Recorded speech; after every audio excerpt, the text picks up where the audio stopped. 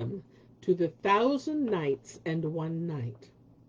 And when it was the 31st night, she said, It hath reached me, O auspicious king, that the Kazi said to the servants, What hath your master done to me that I should kill him? This is my house, and it is open to you all. Then quoth the barber, Thou didst beat him, I heard him cry out. And quoth the Kazi, But what was he doing that I should beat him? And what brought him here to my house? And whence came he, and whither went he? Be not a wicked, perverse old man, cried the barber, for I know the whole story, and the long and short of it is that thy daughter is in love with him, and he loves her. And when thou knewest that he had entered the house, thou badest thy servants beat him, and they did so. By Allah, none shall judge between us and thee but the Caliph, or else do thou bring out our master, that his folk may take him before they go, and in and save him perforce from thy house, and thou be put to shame.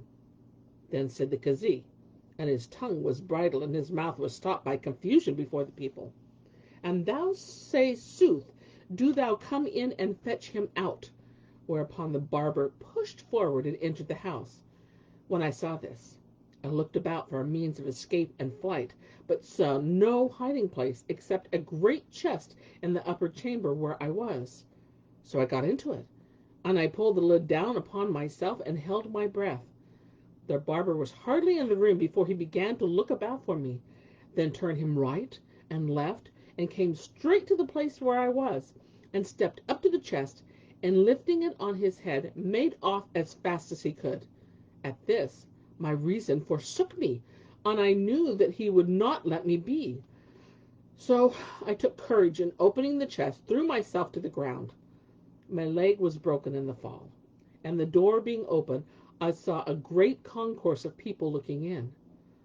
Now I carried in my sleeve much gold and some silver, which I had provided for an ill day like this, and like of such occasion. So I kept scattering it amongst the folk to divert their attention from me, and whilst they were busy scrambling for it, I set off, hopping as fast as I could through the by streets of Baghdad, shifting and turning right and left. But whithersoever I went, this damned barber would go in after me, crying aloud, They would have bereft me of my master. They would have slain him who was the benefactor to me and my family and my friends. Praise be to Allah who had made me prevail against them and delivered my lord from their hands. Then to me, Where wilt thou go now? Thou wouldst persist in following thine own evil devices till thou broughtest thyself to this ill pass, and had not Allah vouchsafed me, to thee hast thou escaped the strait into which thou hast fallen, for they would have cast thee into a calamity whence thou never couldst have won free. But I will not call thee to account for thine ignorance, as thou art so little of wit, and inconsequential, and addicted to hastiness. So I said to him, Doth not what thou hast brought upon me suffice thee, that thou must run after me, and talk me with such talk in the bazaar streets? And I well nigh gave up the ghost for excess of rage against him. Then I took refuge in the shop of a weaver amidst of the market, and sought protection of the owner who drove the barber away. And sitting in the back room, I said to myself, If I return home, I shall never be able to rid myself of the curse of a barber, who will be with me night and day, and I cannot endure the sight of him even for a breathing space. So I set out at once for witness, and made a will, dividing the greater part of my property among my people, and appointing a guardian over them, to whom I committed the charge of great and small, directing him to sell my house and domains. Then I set out on my travels, that I might be free of this pimp, and I came to settle in your town, where I have lived some time. When you invited me, and I came hither, the first thing I saw was this accursed pandered seat in the place of honor. How then can my heart be glad, and my stay be pleasant, in company with this fellow who brought all this upon me, who was the cause of the breaking of my leg, and of my exile from home and native land? And the youth refused to sit down, and went away. When he heard his story, continued the tailor, we were amazed beyond measure, and amused, and said to the barber, By Allah, is it true what this young man saith by thee? By Allah, replied he, I dealt thus by him of my courtesy, and sound sense and generosity. Had it not been for me, he had perished, and none but I was the cause of his escape. Well, it was for him that he suffered in his leg, and not in his life.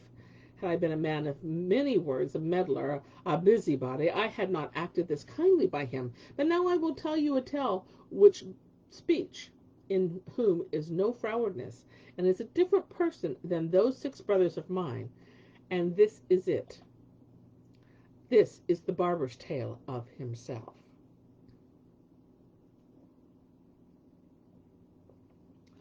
I was living in Baghdad during the times of al-Mustansir Bilyath, son of al-Mustasi, and then the Caliph, a prince who loved the poor and needy, and companied with the learned and pious. One day it happened to him that he was wroth with 10 persons, highwaymen who robbed on the Caliph's highway, and he ordered the prefect of Baghdad to bring them into the presence on the anniversary of the great festival. So the prefect sallied out, and making them his prisoners, embarked with them in a boat. I caught sight of them as they were embarking, and said to myself, "These are surely assembled for a marriage feast. Methinks they are spending their day in the boat, eating and drinking, and none shall be companion of their cups but myself." So I rose, O fair assembly, and I embarked with them, and entered into conversation with them. They rowed across to the opposite bank, where they landed, and there came up the watch and guardians of the peace with chains which they put around the robbers' necks. They chained me among the rest of them. And, O people, is it not a proof of my courtesy and spareness of speech that I held my peace and did not please to speak? Then they took us away in bilbos, and next morning carried us all before al-Mustasir Billah, commander of the faithful, who bade smite the necks of the 10 robbers. So the sworder came forward after they were seated on the leather of blood, then drawing his blade, struck off one head after another until he had smitten the neck of the 10th, and I alone remained. The Caliph looked at me and asked the headsman, saying, "What ails thee that thou hast struck off only 9 heads?" And he answered, "Allah forbid that I should behead only 9 when thou biddest me behead 10." Quoth the Caliph, "Meseems thou hast smitten the necks of only 9, and this man before thee is the 10th. "By thy benefits," cried the headsman, "I have beheaded 10. "Count them," cried the Caliph. And whenas they counted heads, lo, there were 10. The Caliph looked at me and said, "What made thee keep silence at a time like this, and how comest thou to company with these men of blood? Tell me the cause of this, for albeit thou art a very old man, assuredly thy wits are weak." Now, when I heard these words from the Caliph, I sprang to my feet and replied, "Know, O Prince of the Faithful, that I am the silent Sheikh, and as thus called to distinguish me from my 6 brothers, I am a man of immense learning, whilst as for the gravity of my understanding, the willingness of my wits, and the spareness of my speech, there is no end to them, and my calling is that of a barber. I went out early on yesterday morning, and saw these men making for the skiff, and fancying they were bound for a marriage feast, I joined them and mixed in with them. After a while up came the watch and the guardians of the peace, who put chains around their necks and round mine with the rest. But in the excess of my courtesy I held my peace, and spake not a word. Nor was this other but generosity on my part. They brought us into thy presence, and thou gavest an order to smite the necks of the 10. Yet did I not make myself known to thee, and remain silent before the sworder, purely of my great generosity and courtesy, which led me to share with them in their death. But all my life long have I dealt thus nobly with mankind, and they requite me the foulest and evilest requital. When the Caliph heard my words, and knew that I was a man of exceeding generosity, and of very few words, one in whom is no frowardness, as this youth would have it, to whom I rescued from mortal risk, and who has so scurvily repaid me, he laughed with extensive laughter, till he fell upon his back. Then he said to me, "O silent man, do thy 6 brothers favor thee in wisdom and knowledge and spareness of speech?" I replied, "Never were they like me. Thou puttest reproach upon me, O commander of the faithful, and it becomes thee not to even my brothers with me, for of the abundance of their speech and their deficiency of courtesy and gravity, Each one of them hath gotten some maim or other. One is a monocular, another palsied, a third stone blind, a fourth cropped of ears and nose, and a fifth shorn of both lips, while the sixth is a hunchback and a cripple. And conceive not, O commander of the faithful, that I am prodigal of speech. But I must perforce explain to thee that I am a man of greater worth and fewer words than any of them. From each one of my brothers hangs a tale of which he came by his bodily defect, and these I will relate to thee. So the Caliph gave ear to the barber's tale of his first brother. Know that, O commander of the faithful, that my first brother, Al-Bakbak, the prattler, is a hunchback, who took to tailoring in Baghdad, and he used to sew in a shop hired from a man of much wealth, who dwelt over the shop, and there was also a flour mill in the basement.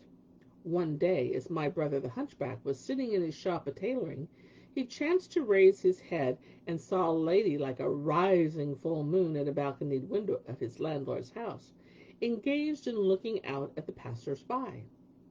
When my brother beheld her, his heart was taken with love of her, and he passed his whole day gazing at her and neglecting his tailoring till eventide. Next morning he opened his shop and sat him down to sew. But as often as he stitched a stitch, he looked to the window and saw her as before, and his passion and infatuation for her increased. On the third day, as he was sitting in his usual place gazing on her, she caught sight of him, and perceiving that he had been captivated with love of her, laughed in his face, and he smiled back at her. Then she disappeared, and presently sent her slave girl to him with a bundle containing a piece of red flowered silk. The handmaid accosted him and said, My lady salameth to thee, and desireth thee of thy skill and good will to fashion for her a shift of this piece, and to sew it handsomely with thy best sewing. He replied, Hearkening and obedience, and shaped for her a chemise, and finished sewing it in the same day. When the morning morrowed, the girl came back and said to him, My lady salameth to thee, and asked how thou hast passed yesternight, for she hath not tasted sleep by reason of her heart being taken up with thee. Then she laid before him a piece of yellow satin, and said, My lady bid thee cut her 2 pair of petticoat trousers out of this piece, and sew them this very day. Hearkening and obedience, replied he. Greet her for me with many greetings, and say to her, Thy slave is obedient to thine order, so command him as thou wilt. Then he applied himself to cutting out, and worked hard at sewing the trousers, and after an hour the lady appeared at the lattice and saluted him by signs, now casting down her eyes and smiling in his face, and he began to assure himself that he would soon make a conquest. She did not let him stir till he had finished the 2 pair of trousers. When she withdrew and sent the handmaid to him, he delivered them, and she took them and went her way. When it was night, he threw himself on his carpet bed, and lay tossing about from side to side till morning, when he rose and sat down in this place. Presently the damsel came to him and said, My master calleth for thee. Hearing these words, he feared with exceeding fear, but the slave girl, seeing his affright, said to him, No evil is meant to thee, naught but good awaiting thee.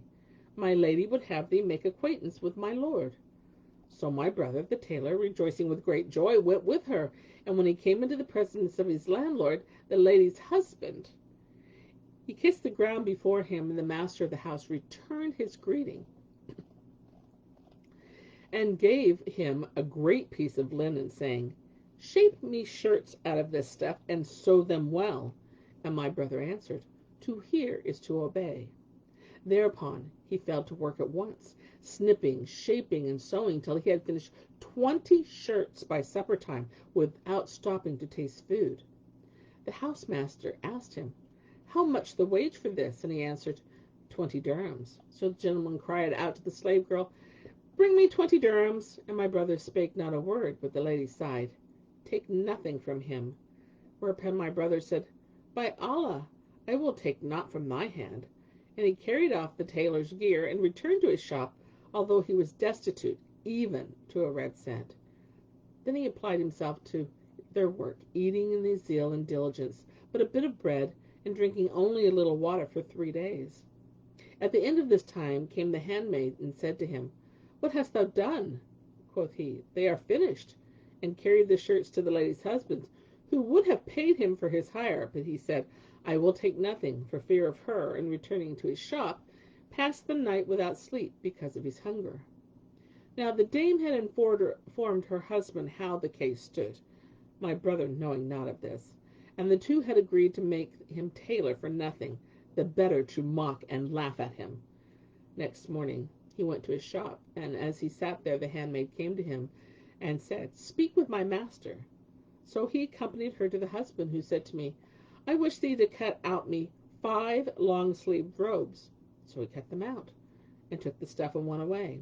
Then he sewed them and carried them to the gentleman, who praised his sewing and offered him a purse of silver. He put out his hand to take it, but the lady signed to him from behind her husband not to do so, and he replied, Oh, my lord, there is no hurry. We have time enough for this. Then he went forth from the house, meaner and meeker than a donkey. For verily 5 things were gathered together in him. In other words, love, beggary, hunger, nakedness, and hard labor. Nevertheless, he heartened himself with the hope of gaining the lady's favor. When he had made an end of all their jobs, they played him another trick, and married him to their slave girl. But on the night when he thought to go to her, he said to them, Lie this night in the mill, and tomorrow all will go well. My brother concluded that there was some good cause for this, and nighted alone in the mill. Now the husband had set on the millers to make the tailor turn the mill, so when night was half spent, the man came into him and began to say, This bull of ours hath become useless, and standeth still instead of going ground. He will not turn the mill this night, and yet we have great store of corn to be ground. However, I'll yoke him perforce, and make him finish grinding it before morning, as the folk are impatient for their flour. So he filled the hoppers with grain, and going up to my brother with a rope in his hand, tied it around his neck, and said to him, Get up! Round with the mill, thou old bull! Wouldst do nothing but grab and stale and dung? Then he took a whip and laid it on the shoulders and calves of my brother, who began to howl and bellow, but none came to help him, and he was forced to grind the wheat till hard upon dawn, when the housemaster came in, and seeing my brother still tethered to the yoke, and the man flogging him, went away. At daybreak the miller returned him, and left him still yoked and half dead, and soon after in came the slave girl, who unbound him, and said to him, I and my lady are right sorry for what happened, and we have borne thy grief with thee. But he had no tongue wherewith to answer her from excess of beating and mill turning. Then he retired to his lodging, and beheld the clerk who had drawn up the marriage deed came to him, and saluted him, saying, Allah give thee long life. Thy spouse will be blessed. This face telleth of pleasant doings and dalliance and kissing and clipping from dusk to dawn. Allah grant the liar no peace. O thou thousandfold cuckold, my brother replied. By Allah, I did nothing but turn the mill in the place of the bull all night till morning. Tell me thy tale, quoth he. And the brother recounted what had befallen him, and he said, Thy star agrees not with her star, but an thou wilt I alter the contract for thee, adding, Where lest another cheat be not in store for thee. And my brother answered him, See if thou have not another contrivance. Then the clerk left him, and he sat in his shop, looking for someone to bring him a job whereby he might earn his day's bread. Presently the handmaid came to him and said, Speak with my lady. Begone, O my good girl, replied he. There shall be no more dealings between me and thy lady. The handmaid returned to her mistress, and told her what my brother had said, and presently she put her head out of the window, weeping, and saying, Why, O my beloved, are there to be no more dealings twixt me and thee? But he made her no answer. Then she wept and conjured him, swearing that all her had befallen him in the mill was not sanctioned by her, and that she was innocent of the whole matter. When he looked upon her beauty and loveliness, and heard the sweetness of her speech, the sorrow which had possessed him passed from his heart. He accepted her excuse, and he rejoiced in her sight. So she saluted her, and talked with her, and sat tailoring a while, after which the handmaid came to him and said, My mistress greeteth thee, and informeth thee that her husband proposed to lie abroad this night, in the house of some intimate friends of his. So when he is gone, do thou come to us, and spend the night with my lady, and delight some joyance till the morning. Now her husband had asked her, How shall we manage to turn him away from thee? And she answered, Leave me to play him another trick, and make him a laughing stock for all the town. But my brother knew naught of the malice of women. As soon as it was dark, the slave girl came to him and carried him to the house. And when the lady saw him, she said to him, By Allah, my lord, I have been longing exceedingly for thee.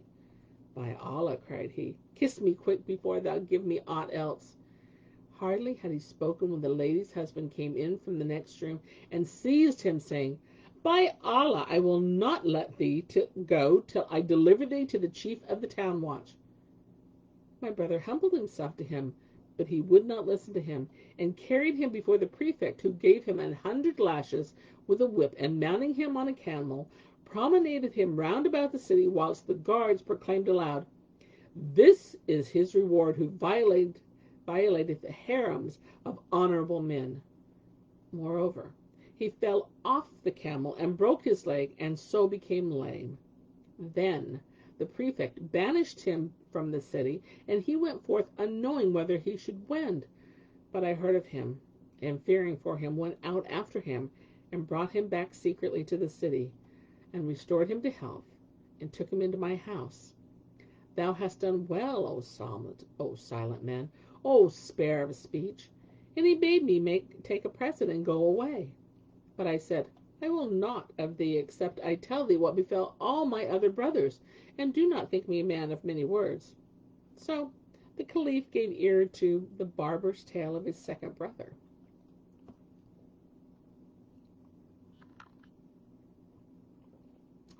Know, O commander of the faithful, that my second brother name was Al-Hadar, that is the babbler, and he was a paralytic. Now, it happened to him one day, as he was going about his business, that an old woman accosted him and said, Stop a little, my good man, that I may tell thee of somewhat what it be like thou shalt do for me, and I will pray Allah to give thee good of all of it.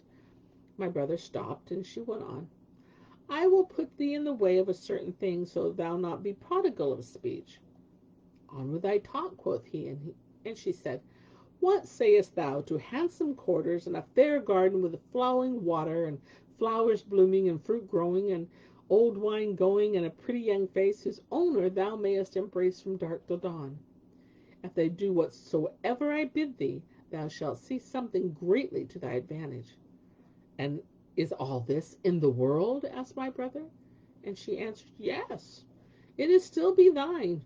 So thou be reasonable, and leave idle curiosity and many words, and do my bidding. I will indeed, O my lady, said he. How is it that thou hast preferred me in this manner before all men, and what is it that so much pleaseth thee in me?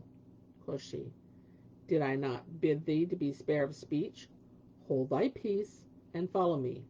Know that the young lady to whom I shall carry thee loveth to have her own way, and hateth being thwarted, and all who gainsay. So if thou humour her, thou shalt come to thy desire of her. And my brother said, I will not cross her in anything. Then she went on, and my brother followed her, and hungering after what she described to him, till they entered a fine large house, handsome and choicely furnished, full of eunuchs and servants, and showing signs of prosperity from top to bottom. And she was carrying him to the upper story, when the people of the house said to him, What dost thou here? But the old woman answered him, Hold your peace, and trouble him not. He is a workman, and we have occasion for him. Then she brought him into a fine great pavilion, with a garden in the midst. Never eye saw a fairer, and made him sit upon a handsome couch. He had not sat long before he heard a loud noise, and in came a troop of slave girls, surrounding a lady like the moon on the night of its fullest. When he saw her, he rose up and made an obeisance to her, whereupon she welcomed him and bid him to be seated. So he sat down, and she said to him, Allah advance thee to honor. Is all well with thee? O my lady, he answered, all is well, all is right well with me. Then she bade bring in thy food, and they set before him her delicate viands. So they sat down to eat, making a show of affection to my brother and jesting with him, though all the while she could not refrain from laughing. But as often as he looked at her, she signed something towards her handmaidens as though she were laughing at them. My brother, the ass, understood nothing, but in the excess of his ridiculous passions, he fancied that the lady was in love with him and that she would grant him his desire. When they had done eating, they set on the wine, and there came in 10 maidens like moons, with lutes ready strung in their hands, and fell to singing with full voices, sweet and sad, whereupon delight gat hold upon him, and he took the cup from the lady's hand and drank it standing. Then she drank a cup of wine, and my brother, still standing, said to her, health, and bowed to her. She handed him another cup, and he drank it off, when she slapped him hard on the nape of his neck. Upon this my brother would have gone out of the house in anger, but the old woman followed him and winked to him to return. So he came back, and the lady bade him sit, and he sat down without a word. Then she came again and slapped him on the nape of the neck, and the second slapping did not suffice her, but she must needs all her handmaidens also slap and cuff him, while he kept saying to the old woman, I never saw otter nicer than this. She, on her side, ceased not exclaiming, enough, enough, I conjure thee, oh my mistress. But the woman slapped him till nigh he swooned away. Presently my brother rose and went out to obey a call of nature. But the old woman overtook him and said, be patient a little, and thou shalt win to her thy wish. How much longer have I to wait? My brother replied. This slapping hath made me feel faint. As soon as she warms with wine, answered she, thou shalt have thy desire. So he returned to his place and sat down, whereupon all the handmaidens stood up, and the lady bade them perfume him with pastels and besprinkle his face with rose water. Then said she to him, Allah advance thee to honor. Thou hast entered my house, and hast borne with my conditions. For whosoever thwarteth me, I turn him away, and whoso is patient hath his desire. O mistress mine, said he, I am thy slave, and in the hollow of thine hand. Know then, continued she, that Allah hath made me passionately fond of frolic, and whoso falleth in with my humour cometh but whatsoever he wisheth. Then she ordered her maidens to sing with loud voices till the whole company was delighted, after which she said to one of them, take thy lord, and do what is needful for him, and bring him back to me forthright. So the damsels took my brother, and he not knowing what she would do with him, but the old woman overtook him and said, be patient, there remaineth but little to do. At this his face brightened, and he stood up before the lady, while the old woman kept saying, be patient, thou wilt now at once win to thy wish, till he said, tell me what she would have the maiden do with me. Nothing but good, replied she, as I am thy sacrifice. She wisheth only to dye thy eyebrows, and pluck out thy mustache. Quoth he, as for the dyeing of my eyebrows, that will come off with the washing, but the plucking out of my mustache, that indeed is somewhat painful process. Be cautious how thou cross her, cried the old woman, for she hath set her heart on thee. So my brother patiently suffered her to dye his eyebrows and pluck out his mustache, after which the maiden returned to her mistress and told her. Quoth she, remaineth now only one thing to be done. Thou must shave his beard and make him a smooth face. So the maiden went back and told him what her mistress had bidden her to do. And my brother, the blockhead, said to her, how shall I do what will disgrace me before the folk?